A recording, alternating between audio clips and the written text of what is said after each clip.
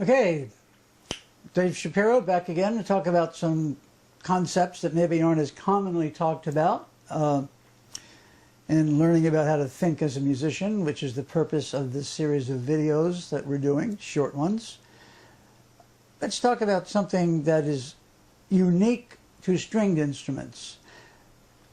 Stringed instruments is sort of like each string is a little portion of a keyboard. So if you have 6 strings on a guitar, it's almost having like 6 mini pianos that you're jumping off the bench to the next one to get the next round of notes, which visually is much harder at first to get the grasp of how the fretboard works than the piano, because the piano, of course, is right there in front of you. There's only one way to play each note. However, there is one advantage stringed instruments have over brass, woodwinds, and keyboards. There's fewer finger movements to memorize. So we can actually use, and guitar players do all the time, the exact same hand shapes over and over and over and over instead of having to learn different fingerings for each key. Once you get into all fretted notes, you guitar players know this, it's always the same fingering. So we can use some of these familiar hand shapes that we've played 1 trillion times. We're almost sick of hearing ourselves do it because we're so cliched. We all have those things. But we can actually use them. For instance, the time-honored classic, maybe the most famous of all rock and roll licks. One form of it is the old Chuck Berry idea of from Johnny B. Good. I think he got the idea from Charlie Christian, who did stuff like, and they were using a slide. As people started to get into bending more, it became more like this.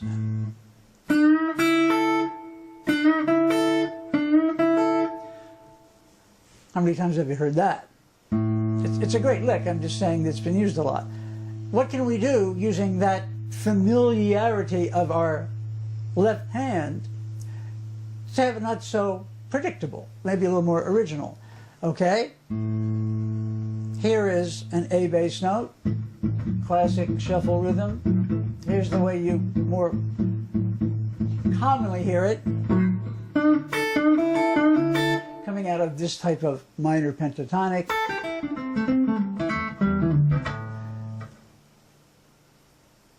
A minor pentatonic. But what about if we use, and a lot of you out there already know this, I'm sure, A major pentatonic? Well, it's really the exact same fingering, you're just starting on a different interval, right? So, now it sounds like this. So it's 1, 2, 3, 5, 6, 8, whereas the other one was 1, flat 3, 4, 5, flat 7, 8. But we're talking about hand shape. So why am I talking about this? Just to show you why it sounds okay. Same hand shape, here's different places you can use the lick. You got to imagine this in your head now.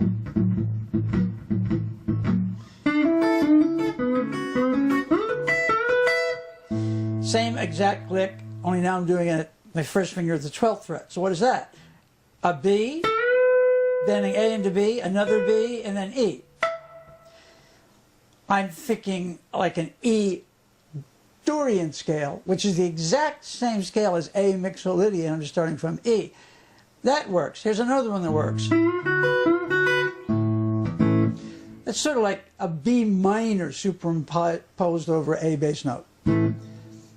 This all works because they're notes that fit into either an A major pentatonic or a A Mixolydian type sound.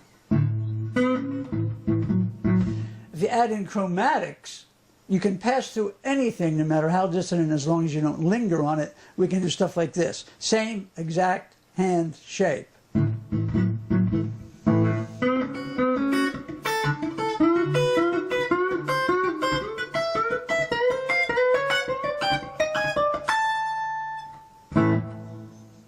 Just the same exact lick. You just have to know where you're going where it's going to sound okay. And we'll talk about that some other day. What are some other common hand shape type things. Here's one. Used a whole lot. I think it's originally like a piano, what they call a crushed note on the piano. Very common type lick.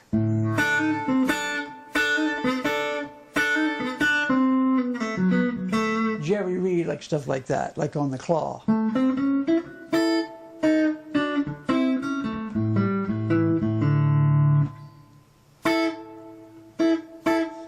There's other places we could do it.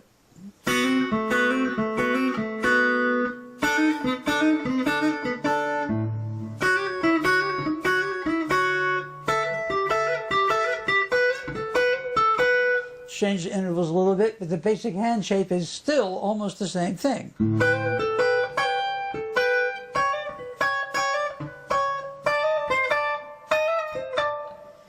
Let's see if I can stretch that far.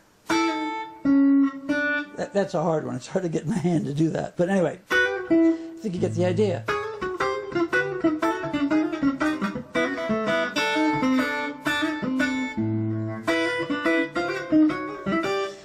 Any idea you have learned ever since the first day you started playing music can be played with and used in any song. You just have to fit it in a way that's appropriate to the idiom of the moment.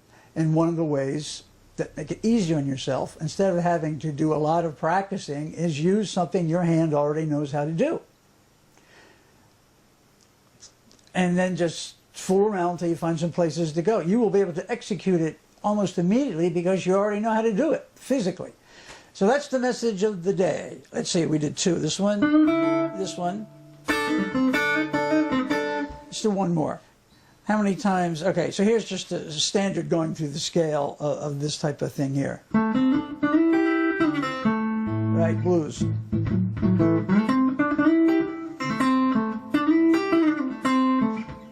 Okay, here's the same idea.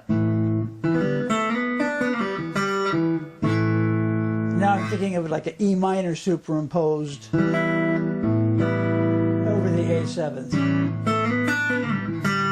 Pat Martino talks about that type of thing, using minor forms in different ways.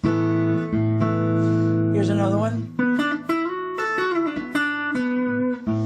Okay, that was over like B minor, but still in the A tonality thing. Same exact hand position. Here's one more.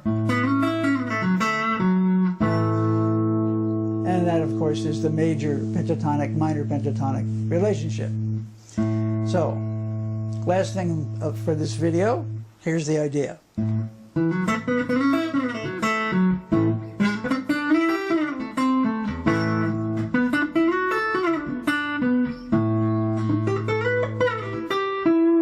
If you want to adapt it a little bit, you could do...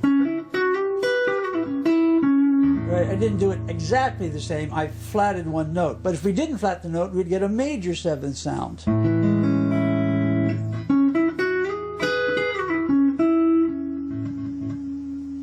So more on that later, but basically hand shapes, familiar hand shapes. Learn the harmonic relationships using the same hand shape. You'll sound like a genius. So goodbye to all you geniuses out there, or incipient geniuses, I should say.